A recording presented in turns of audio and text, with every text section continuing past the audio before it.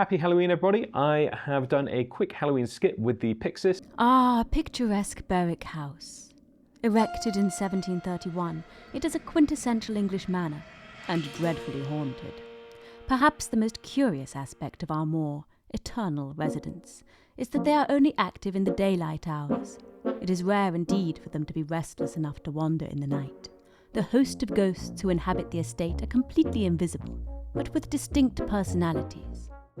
Shot it over at Berwick House. I thought it would be fun for them to have something to post on Halloween. You know, it's a big old stately home, and apparently it genuinely is dreadfully haunted. So that is something that I could kind of get my teeth into. And I wanted to do something which was a little bit different with the Pyxis compared to the things that I've done already. So I did the cooking show in Italy, and I have filmed a little bit around Miami, but those are both the more factual end of the spectrum, I suppose. Even though there are bits and bobs that I did light in Italy, it wasn't quite the same as going out and shooting something which is intended to be a short film, in this case a short horror film.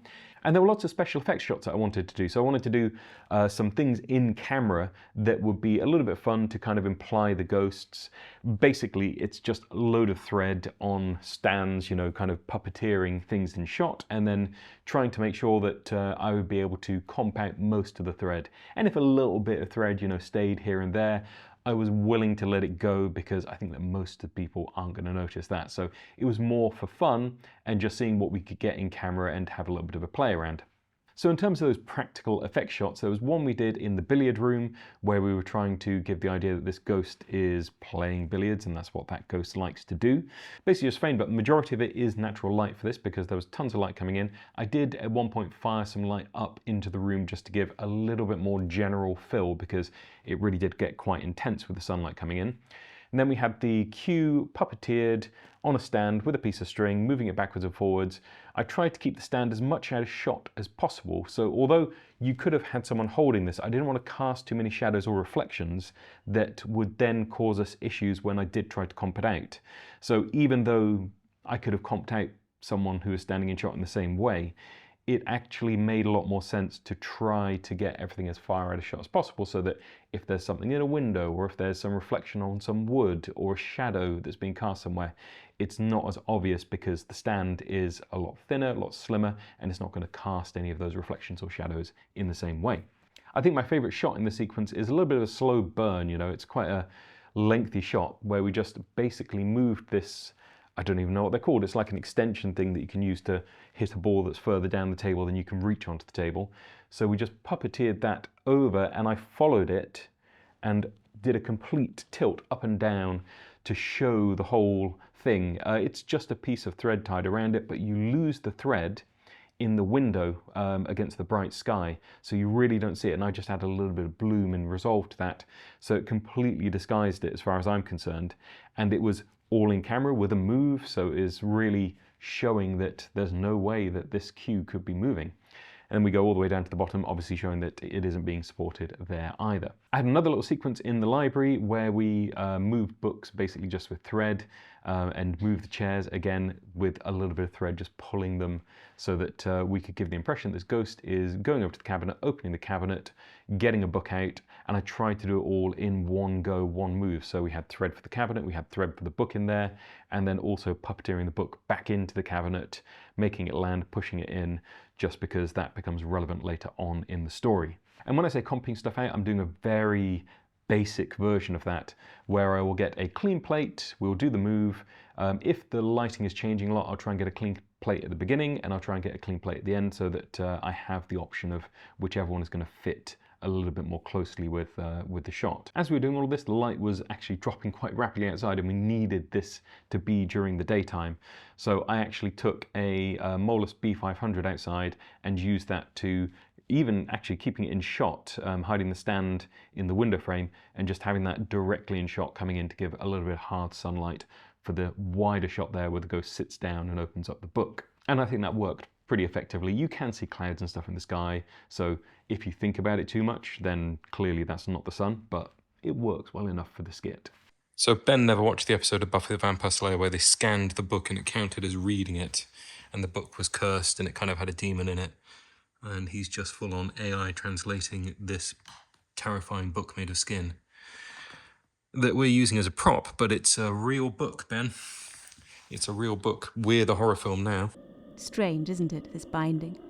It's certainly not fabric. The texture isn't quite like leather. These indentations, you ask, could they be pores? Yes, well done, you have it. This little volume has been bound in skin. The question that remains is, whose?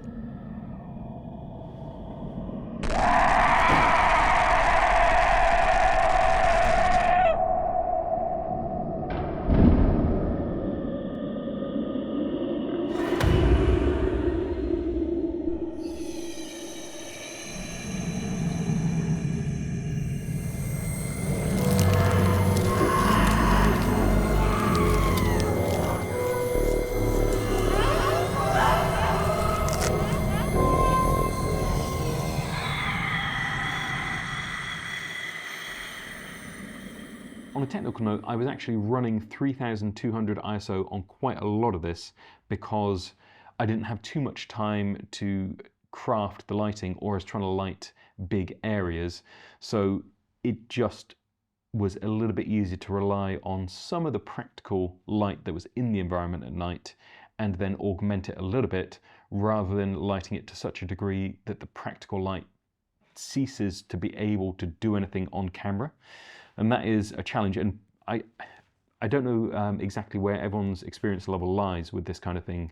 And when we're talking about lighting, often when you're at a film level, at a commercial level, the amount of light that you're using means that the practical sources in your shots cease to have any meaningful effect on the environment in shot. They will still render on camera and they'll still look like they're doing something, but more often than not, they are just acting as an excuse to have light in the environment rather than actually providing the light themselves.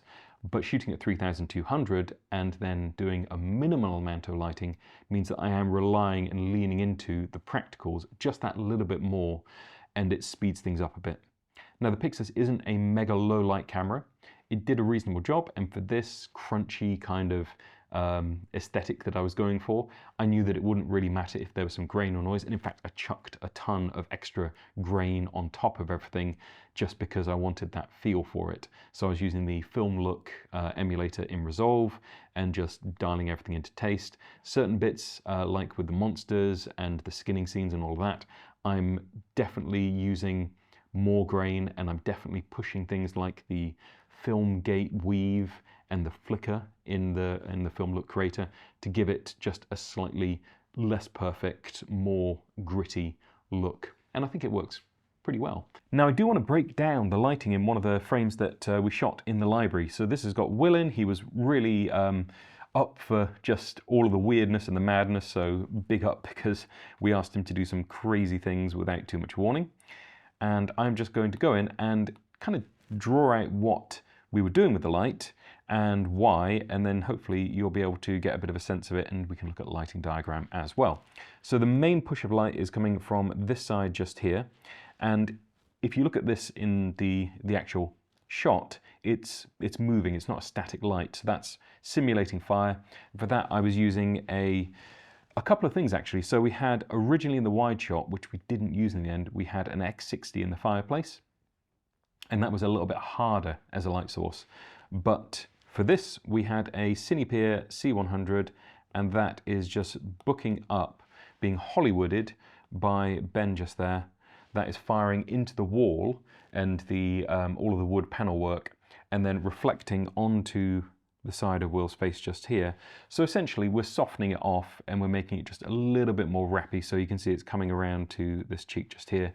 When we used the X60, it was a much harder, much more direct source, worked for the wide, but when you push into those close-ups, generally you cheat it a little bit and just soften it off. Now additionally, there's, and you can't see it in here, there's a lamp behind him which is acting as a practical for all of the stuff in the back just there, and it is actually playing a bit on the woodwork, but we had another C100 in the back just blasting up into the wall, and that lamp had a slightly pinkish reddish shade, so Ben dialed that in to kind of match the texture and the colour that was coming out of that light. The final stroke just here is a little bit more ambient. It's just the general fill that is going on in the room. And that was from a light which is out of shot to the right just here. So it's a big softbox, 90 centimeter softbox on a B500 just there. And that is just blasting up into the ceiling and just creating a general amount of room tone so that we aren't completely down on that side. If we didn't have that in there, then Will would be getting a much darker downside just here. But I wanted to make it not completely moody for this bit, just sculpt it a little bit, but leave some semblance of there being light in the room. It's not just all coming from the fireplace. Now that Dune C100 was dialed into the candle setting, so it felt like it was moving and we had firelight kind of happening in the room. It wasn't just completely static. We can see that when we go down to the book, when Will places that book on the table, you get that moving light happening across the background, on the reflections in the leather, and it really just helps the shot to feel alive, where it is essentially at that point just hanging on the book for a moment. It feels like there's a little bit more going on and there's a bit of life in the frame. Super brief look at the scene where Will hides in the billiard room after he's been chased by this thing, the spectre. For that, I wanted to make sure that the room felt like it was dark and at night and it wasn't illuminated so he could viably hide in it.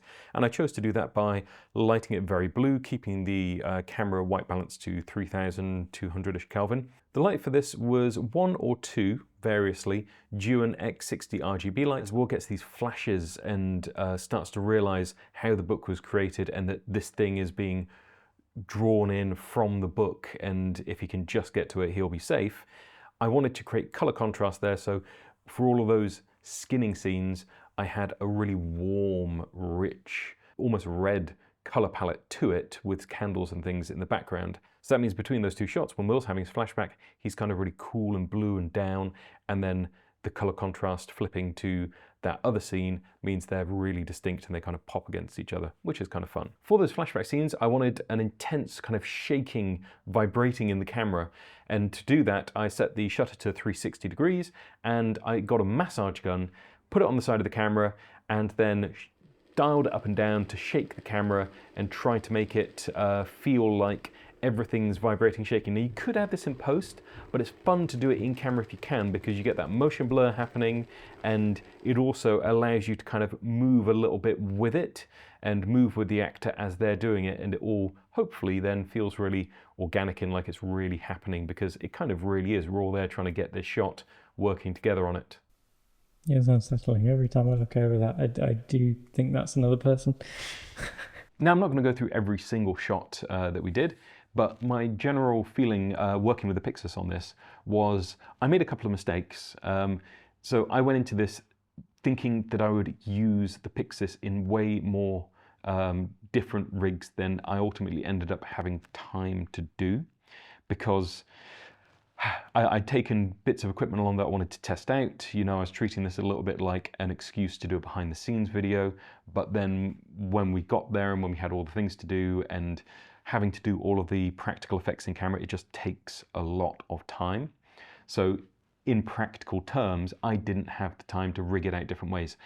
In retrospect, I would have preferred to go in with a nicely built handheld rig with everything on it ready to go, rather than going in more stripped down thinking I'd add things on and take things off, because that would have been a little bit more efficient and just helped to streamline the shoot a bit, even if it meant committing to one rig for most of it. 3, 2, 1, action!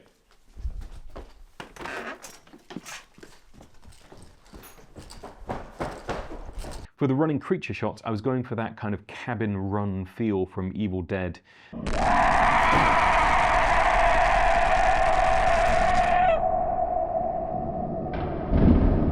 We just ended up slinging the camera underneath a tripod and running along with it. The reason I had it on the tripod was so I could get it very, very close to the ground and still run.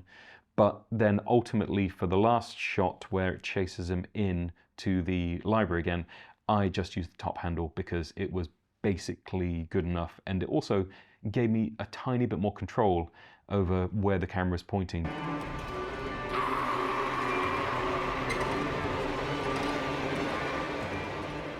So I did mess around quite a lot with different shutter angles for different sections. So dropping that shutter angle or opening up that shutter angle so it's really letting loads of light in helps us in some respects, because I wasn't lighting all of that long running sequence. And then it also means that you get a little bit more motion blur, so it helps to differentiate between the creature and the bits that we're filming. So when it's a POV shot, it feels a bit different. There's a different aesthetic to it. I carried that forwards for the shots that we did of the brace yourself skinning.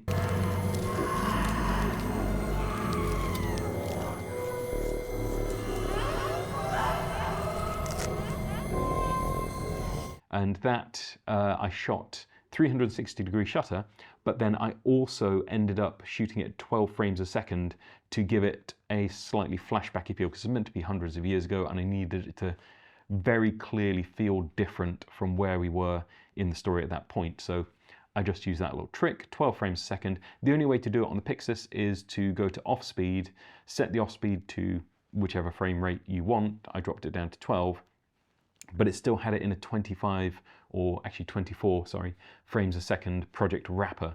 So when you play it back, it is playing it back at normal speed for that, which ends up being double speed because it's only recorded half the frames. When you bring it into Resolve, you can just tell it, hey, or even just drag it out to 50% speed. That will give you that slightly stuttery half frame look. We needed to cheat it quite a lot because I didn't have a big set and lots of set dressing, and the skinning, it was just a chicken. It was just a bit of chicken, so it needed to be very close. The Canon FD lenses that I have a limited close focus distance, so what I ended up doing was jumping to an HD crop for those sections, and then using a 135mm Canon FD lens, and it works well enough. There's a lot of texture in there. It feels lower res than everything else, but I am using 12 frames a second. I'm using 360-degree shutter. So at that point, I think it's more just a vibe and a feeling that we're getting from it, rather than, you know, trying to get good quality footage. That wasn't the priority. Hope you've enjoyed this little look at using the Pyxis in that slightly different way. You know, I was doing a little bit more lighting. I was trying to shoot something with a bit of a narrative. We had one day to do it all, and then try and put it together afterwards and make the shots work and the story work. There are things that we missed out. It's always a bit of a compromise, but it was really, really fun to do. And I can't wait to go back and do something a little bit more proper there with more crew, because I think that the location is just begging for something a little bit more sumptuous, a little bit more grand even. So I'll keep you posted on that. And I think for what it is, it actually works really well, and it was loads of fun to mess around with, both on the shoot and in the grade. If you've got any questions about the Pyxis or lighting or the practical effects that we were doing, I'm not an expert on the practical effects by any stretch, but I'm happy to engage in the conversation. So drop those questions below, and thank you very much for watching.